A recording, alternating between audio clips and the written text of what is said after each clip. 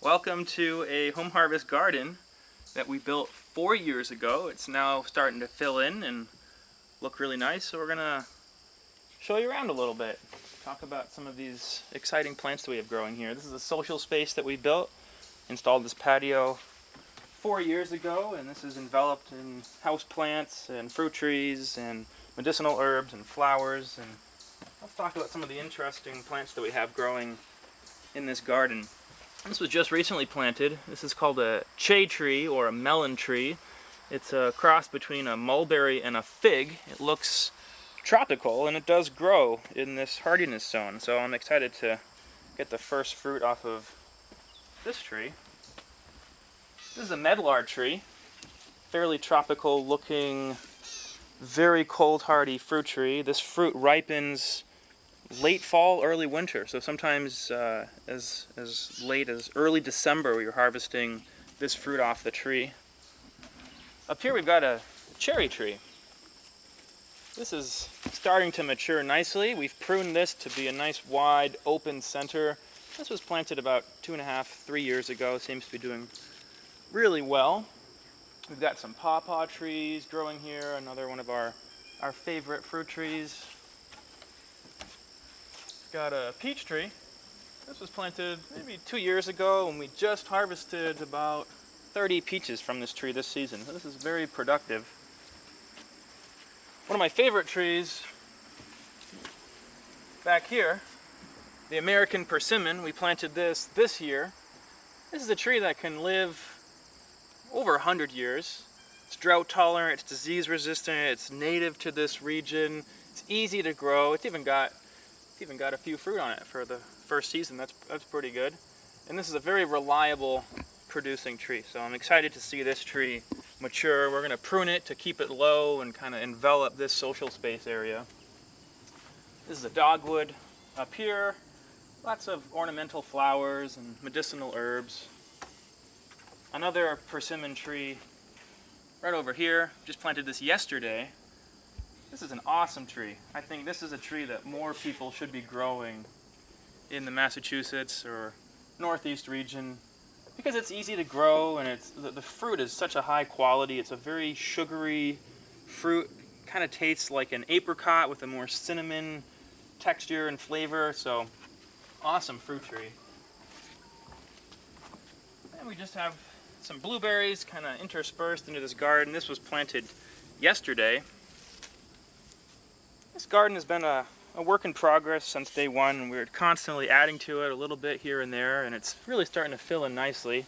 These are our annual production beds where we grow a lot of greens, we grow a lot of herbs.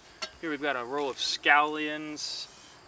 There were a lot of peas and garlic and other crops in here this spring that have now been replaced with sunflowers and with leeks and peppers and all sorts of exciting plants. This is a medicinal herb garden right here where we're growing culinary herbs and medicinal herbs, and the client that lives at this residence and harvests from this garden is also an herbalist. So she uses herbs from the garden here with her acupuncture and herbal practice, which is exciting. So this plant in bloom here is Annie's hyssop, one of our favorite pollinator plants and medicinal herbs. You can see it attracts all sorts of bees, and there's even a little butterfly right here. And let's see, what are we growing in this garden? We've got lots of echinacea, we've got nasturtium, we've got basil, several types of mint, valerian root, skullcap, boneset, feverfew, several other interesting medicinal herbs. Another one of my favorites, American persimmons. We have 3 American persimmons here. These will be pruned to keep them a little bit smaller. All of these fruit trees are going to be pruned to keep them about under 15 feet, so they're all very accessible. We've got an Asian pear tree right near the patio. That was planted last fall, already starting to bear fruit. Another high bush blueberry. This is all kale. So much kale. Kale and collards, lots of chard, lots of greens growing. These greens are harvested almost year-round. And this is a bed that has been dug up recently, and this is going to be strawberries planted in the spring. Here we've got lots of cherry tomatoes. Hasn't been a great year for tomatoes because it's been so cold and rainy here, but these cherry tomatoes do really well every year. And there actually has been quite a bit to harvest in this garden despite the weather. Now, one of these trees, this is an Asian pear, one of my favorite fruit trees. This tree only gets about 8 to 12 feet tall. It's cold hardy here, relatively disease resistant, relatively easy to grow. Here it's just kind of tucked in amongst the flowers and herbs, so it doesn't outcompete the surrounding plants.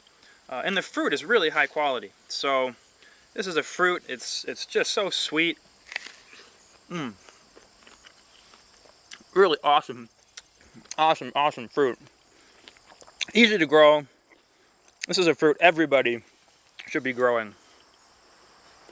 Our favorite fruit trees that thrive in this climate include Asian pear and persimmon and pawpaws. We love peaches, we love nectarines, we love apples, but the Asian pear, the persimmon, and the pawpaw seem to do really well in this region despite all of the climatic uncertainty and temperature fluctuation and all the disease and the cold spring that rains too much or it doesn't rain enough, or when we have drought. These are the trees that seem to really thrive despite the weather patterns that we've been experiencing. So I recommend more Asian pear and more raspberries. This is an awesome crop. Another very easy to grow crop. We planted these about 4 years ago. These require very little attention, very little work. You can see they're outcompeting any weeds that would try to grow. And all they require is harvesting. Really, a lot of time spent harvesting. A little bit of trellising to control their growth. We fertilize them in the spring. The way we fertilize them is we clean out this chicken coop in the spring and just shovel the manure, the composted manure, right onto these raspberries, and these raspberries thrive. Really easy to grow. Here we've got a custom chicken coop. This is a pretty exciting part of the tour because we have a lot of integration of landscape plants, flowers, herbs, fruit trees into the landscape here. So we've got compost bins. We've got a very healthy nectarine tree. This was planted recently. This needs to get pruned back in February or March, and this is going to start to produce some nice fruit. Just look how healthy this tree is. So the roots from this tree are absorbing excess nutrients from the compost bins and from the chicken coop, and it's all contributing to the healthy plants that surround this chicken coop. This is another Asian pear here. And just look at how many eggs there are. Wow, look at that. So we've got 1, 2, 3, 4, 5, 6, 7, 8, 9, 10, 11 eggs. That's a lot of egg production. And if you've ever had a cat, chickens are about as much work as a house cat. They're not a lot of work. They're pretty easy. This coop we built is with hardware cloth, so it's predator proof. Nothing can really get into this coop. So rats or coyotes or foxes, nothing can get through this hardware cloth. And this has been dug into the ground. And there's kind of an ingenious design solution here where you can pull on this pulley and the chickens can go out through a little run through the back of the coop. So the chickens have a run, which is just over here. Yet this is where they spend nights, and when it gets cold, they come into their coop. But before I show you the chicken run, just look at this Asian pear. This was planted this year. This hasn't even been in the ground for a year, and it's already producing fruit. So you can imagine when this tree is 12 feet tall, it's not going to overpower the space. It's a very appropriately sized tree for this location. But already we've gotten 6 or 7 fruit from just this one tree planted this year. So I'm excited to see this really thrive and mature and fill the space. We've got an understory planting of strawberries that were also very productive this year. So what we're experimenting with is a succession planting where we are planting fruit trees and strawberries in the same space. Strawberries really only produce well for about 2 or 3 years, and then you want to pull them out. So in 2 or 3 years, this tree will start to shade this area. So in the first 2 or 3 years, when this tree is small, we're going to get a lot of fruit. Then once the strawberries are finished producing, we'll pull them out, and by that time, it'll be a good time to pull them out because this Asian pear, this nectarine, these trees will be shading the area. So it's a nice way to really maximize the yield, maximize the fruit production, and minimize the maintenance. These strawberries are pretty aggressive, so they're helping to outcompete weeds in this area. So let's take a look at this chicken run over here, kind of surrounded by fruit. Raspberries are just going nuts. These are really just starting to come into fruit production. It's been a pretty cold season, so everything's a little delayed, but there are thousands of raspberries just starting to ripen. Here we've got a mature peach tree loaded with fruit. This peach tree has been so prolific this season, and any fruit that falls to the ground could rot, and it could harbor pathogens and hinder next year's fruit production. But instead, any fruit that falls to the ground is consumed by the chickens. So it's a very holistic system where the fruit tree can absorb excess nutrients from the chicken manure, and the chickens will eat any fruit that could otherwise harbor pathogens. So the chickens are very multifunctional here. They're helping to keep the weeds down in this area. The chickens are eating excess greens from the garden. We can just throw them in here. The chickens are preventing disease from spreading by eating fruit that would otherwise rot from this peach tree.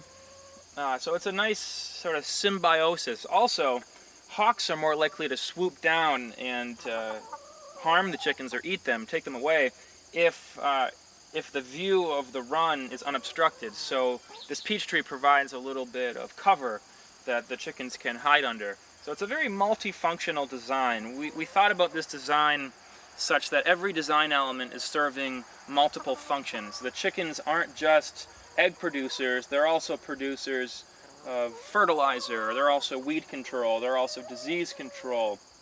Everything fits together in this landscape, and we're using this flexible electric fence to target the movement of the chicken. So if we want to, we can expand this fairly easily, or we could bring the chickens into the garden and let the chickens dig up other areas of the garden.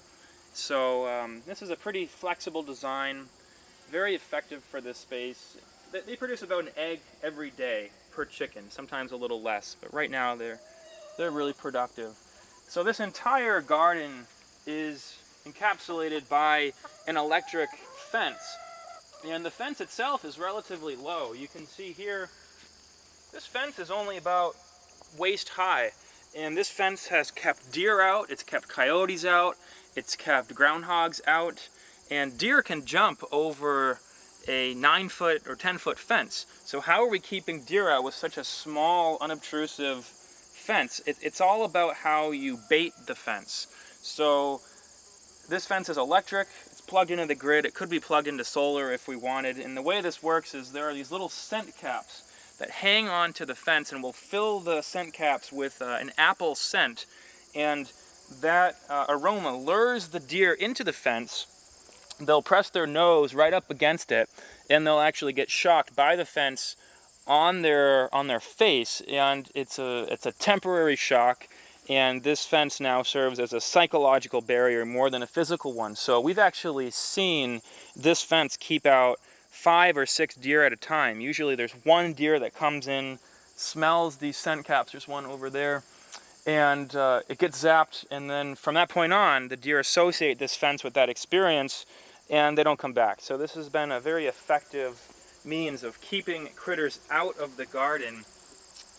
This fence hasn't kept bear out. So in the middle of winter, sometimes a couple bear will get through the fence, but they're only after the bird feed, and it hasn't really posed any issues with the garden. This is also a fence that's really easy to repair, easy to change the configuration. So we designed this garden to have stationary permanent elements such as the fruit trees, but also flexible elements like the electric fence. So one of the coolest parts of this design is you can get a truck down from the main driveway. You can drive a truck, a pretty large dump truck, all the way around the perimeter.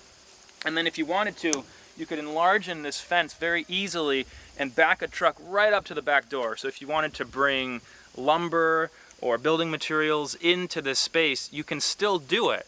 So this site was designed with access in mind. It was designed with beauty in mind. It was designed with high production, multi-seasonal interest, year-round production. We've got another fruit tree here, another peach tree. This was just recently planted, so we haven't trained this peach very much yet, but all these trees will generally be pruned to an open center so that we maximize the sunlight into the core of the tree. That will help prevent disease. We've got a year-round greenhouse here where we're growing herbs and greens and fig trees, and with this unheated structure made of twin wall polycarbonate, we're able to grow greens and herbs in the middle of winter. So we don't heat this, and the essence of growing greens and herbs through the winter, to be successful, you basically have to start the greens now. In August or in September when the sun is still fairly high in the sky. And then once winter rolls around, you've got these fairly mature greens like kale, cilantro, parsley, arugula, mache, different really cold hardy greens is what we're growing in here. So you get them started in the fall, and then they just basically survive the winter. So this structure serves almost as a large refrigerator that you can come and harvest from right through the winter. So through December, January, things aren't really growing much, but they're surviving and you can harvest. And then come February and March, when the sun's just a little bit higher in the sky, those greens that have just barely survived the winter, they start to grow again. And then you can actually harvest that new growth in late February and March, when you're also starting your seedlings in this greenhouse for the surrounding garden. So we start tomatoes and peppers, cucumbers, leeks, and really any vegetables you can start in here. So this has been a pretty fun greenhouse where we've been able to grow a lot of different crops. When it gets really cold in the early spring and late fall, we'll move our fig trees into the greenhouse. So we're growing some semi-tropical plants here. We're growing some citrus, we're growing some fig trees, and this greenhouse helps us to control the microclimate and really maximize the fruit production. So overall, this garden is extremely productive. Most of these fruit trees are still young. You know, this tree is only 2 years old, and you can see from this tree over here that's just loaded with fruit. This is what all of these trees are going to look like in another couple of years. And the bounty from even the trees planted this year, these Asian pear, these persimmons, this is a really bountiful garden, full of perennial crops, full of medicinal herbs, full of annual crops as well. This garden really maximizes the space and maximizes the beauty as well. So as you walk through the garden, different times of year, different flowers are blooming. There's always something blooming. There's always something happening in this garden. And this wasn't even a particularly successful growing season. It's been extremely cold in the spring. It's been raining all the time. So these beans aren't doing as well as they normally would do, but we're still getting fruit. So the nice thing about a diverse garden where you're growing lots of different things is no matter what happens in the growing season, whether it's too hot or too cold or too much rain or not enough rain, something always does well. That's why we're growing over 10 different types of fruit trees. We have about 25 fruit trees in the ground. We have another 6 or so fruit trees in pots, the figs. So there's a lot of different things in this garden.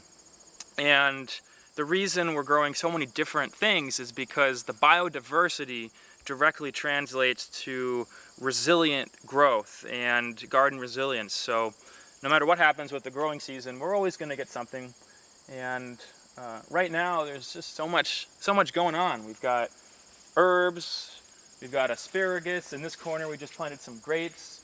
On the other side of the fence that we're probably not even going to get to in this tour, we've got plum trees, we've got blueberries, we've got hardy kiwi, we've got more grapes, we've got raspberries, black raspberries, more Asian pear.